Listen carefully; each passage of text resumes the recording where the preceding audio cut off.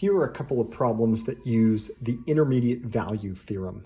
Remember, the intermediate value theorem says that if it's a continuous function and you have two values on the domain that it's continuous between, then you can get every output between the outputs of the two endpoints. So the picture I have in my head for this is if you have input 1, input 2 here, you can get all of the outputs in between. How do I use the intermediate value theorem to find an interval of length 1/2 containing a 0 of this function? Well, first you say, note f of x is continuous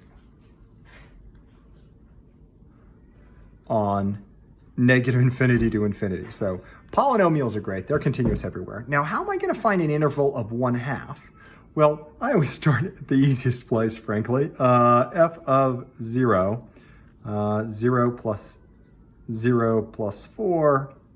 Okay, so I've got something that's greater than 0. Maybe I go f of 1, 1 minus 2 plus 4. That's still greater than 0. That's no good. F of 2, you might do that.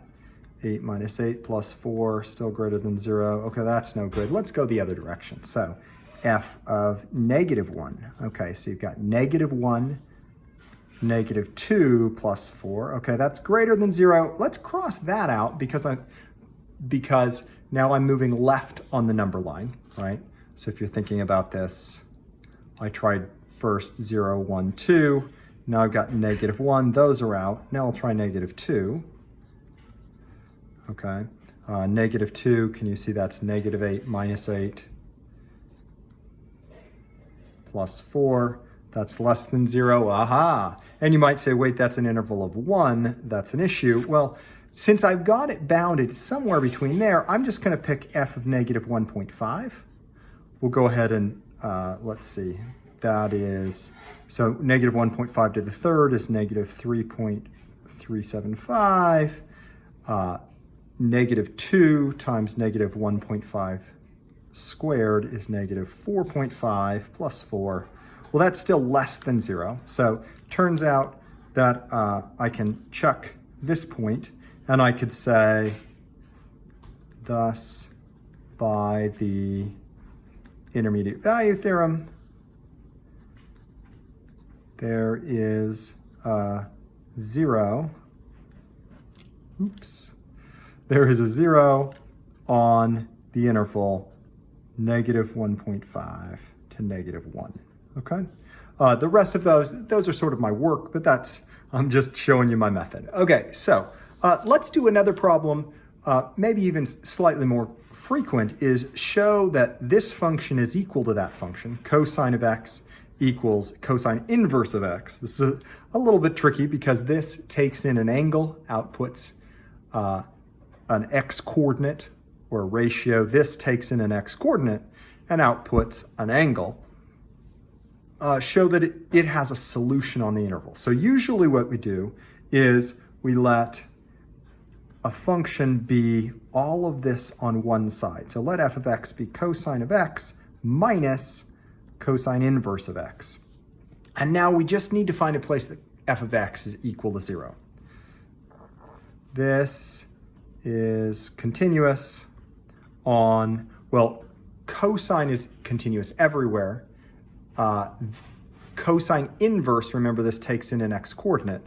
This is continuous on negative 1 to 1 because those x coordinates make sense. Since cosine inverse of x is.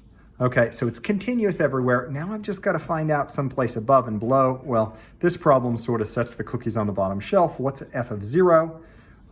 If they're saying there's a solution here, then I pretty much know somehow one of these is going to be positive or negative. So I don't know of a perfect way to do this. Well, yeah, I mean, I suppose you could go ahead and figure out arc cosine or cosine inverse by hand, but why don't I just show you the calculator way to do cosine of 0 minus cosine inverse of 0 is negative 0.57. That's negative pi halves if you were doing it sort of by hand, 0.57. But the point is that's less than 0. And then what happens if you do cosine of 1 minus cosine inverse of 1? Well, that's going to come out to 0.54.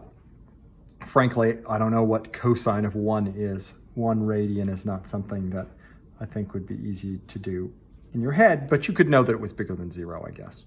Anyway, so this is bigger than 0. So what do you conclude? So by the intermediate value theorem,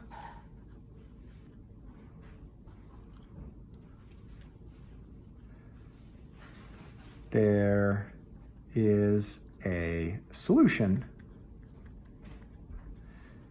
between 0 and 1. There you have a couple of examples.